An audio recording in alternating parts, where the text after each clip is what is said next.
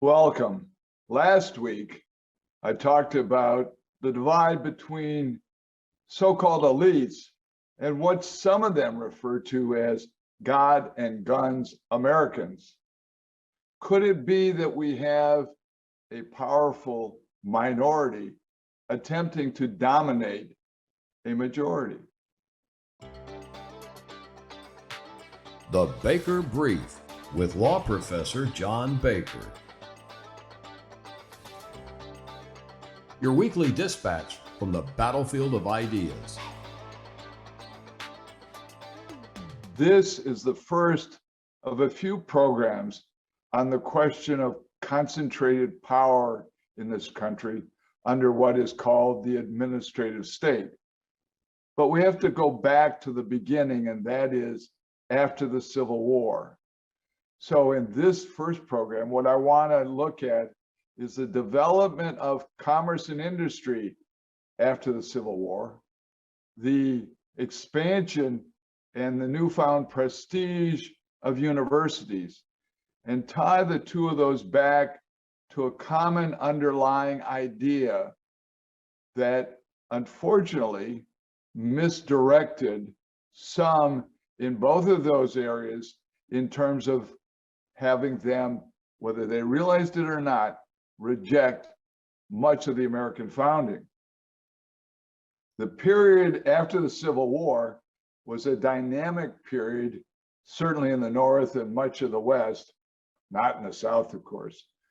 And this is really the second industrial revolution in the US, the first one being with the cotton gin and the steamboat, which I've talked about before. Driving this second industrial revolution really is the building of railroads. Started before the Civil War and gave the North an advantage over the South. But after the Civil War, the federal government gave lands to the railroads so that they could extend and unite the states. And that happened, and it made a lot of wealthy people, and it increased commerce, and it interconnected the states in a way that had seemed impossible before. And that has a great impact on everything that proceeds therefrom. The expansion of commerce across state lines meant that unavoidably federal power was going to grow. One of the four main powers given the federal government was regulating commerce. And for the first time, there was vastly increased commerce from state to state. So ultimately, the first real regulatory agency of the federal government is the Interstate Commerce Commission, 1887. And the purpose was to regulate railroads. There were conflicts between the railroads and states arguing that railroads were abusing their power. So it was inevitable, and it was good to a large extent that there was this kind of cross-border regulation that the Interstate Commerce Commission engaged in at the time, although later on, additional powers that Congress gives the Interstate Commerce Commission actually triggers a Great Depression in the early first decade of the 20th century. But this revolution also made a lot of extremely wealthy people, not bad in itself at all. But what we're going to look at is how did that influence the way that the culture, society itself developed under their influence and the influence of universities. At the same time, universities came into their own in a very big way.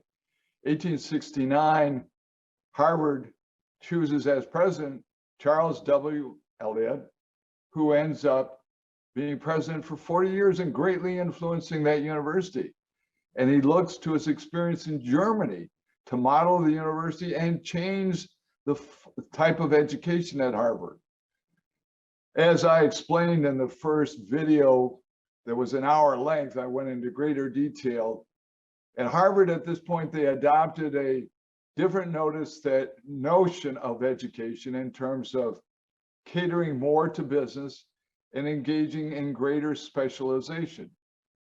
But at the same time, that universities, especially the Ivy League colleges, were becoming more influential and prestigious, At the same time, in 1869, there is the first intercollegiate football game.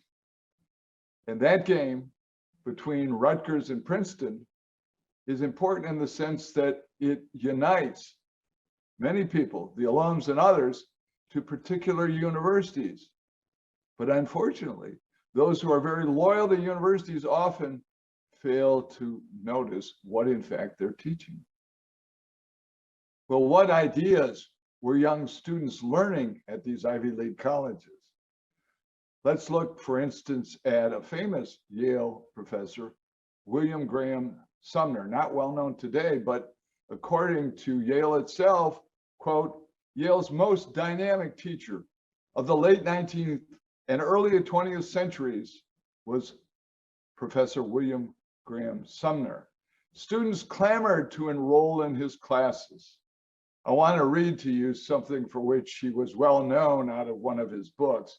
He said, before the tribunal of nature, a man has no more right to life than a rattlesnake. He has no more right to liberty than any wild beast.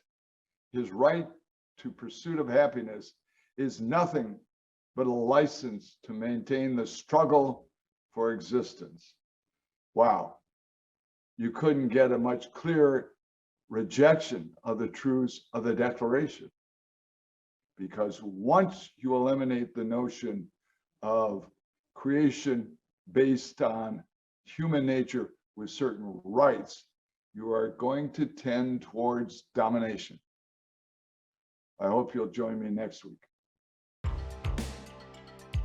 To ensure your continued access to the Baker Brief, please note our additional channels listed below.